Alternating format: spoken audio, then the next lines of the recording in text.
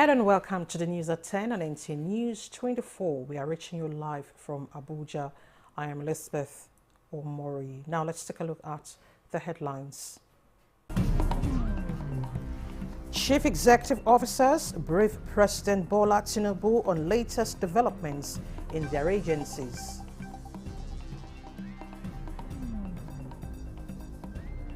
Senate passes amended bill NDLEA Act, calls for stiffer penalties on drug offenders.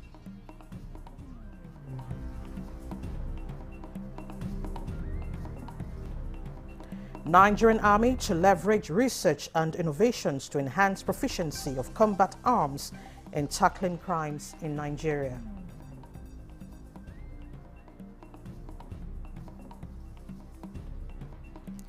House of Representatives calls for suspension of proposed introduction of cybersecurity levy on electronic transactions.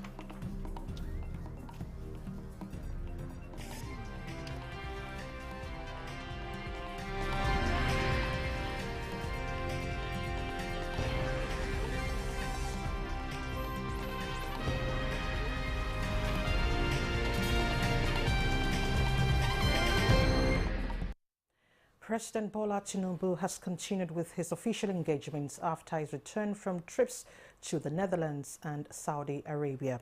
After engaging some of his ministers, the president also received some state governors at the State House. The governors include Abdullahi Sule of Nasarawa State, Caleb Muftwang of Plateau State, and Uba Sani of Kaduna State. State House correspondent Musbah Danwahab reports that details of the meetings were not disclosed to journalists.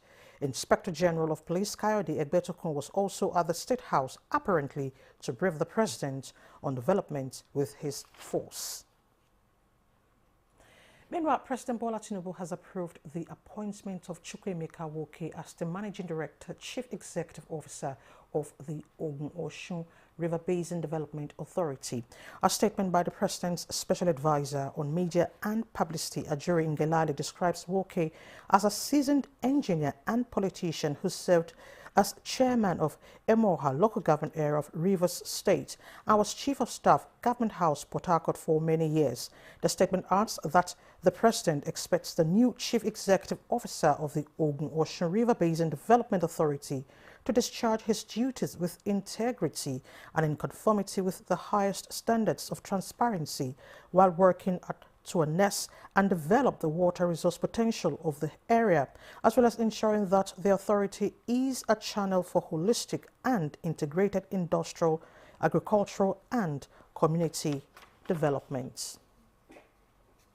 To other news, Senate has passed the bill to amend the National Drug Law Enforcement Agency Act with provisions for stiffer penalties on drug offenders. National Assembly correspondent Lami Ali reports that Section 11 of the Act, as amended, prescribes death sentence on any person found guilty of illegal importation, production, manufacture, processing and planting of drugs. The bill, as presented by the Joint Senate Committee on Judiciary, Human Rights and Legal Matters and the Committee on NDLEA, had retained life imprisonment as contained in the current Act and as forwarded from the House for concurrence.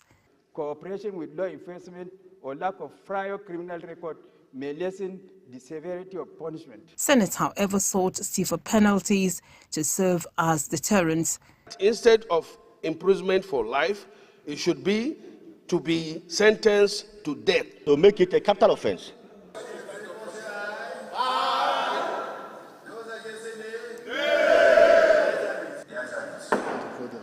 By these amendments, the bill will be forwarded to a conference committee of the Senate and House for harmonization.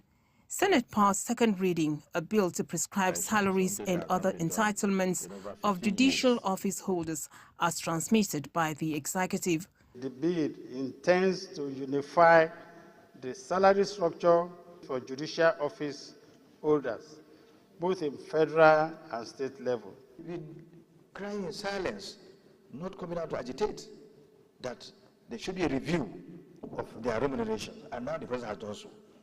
We should also look at other sectors of the economy.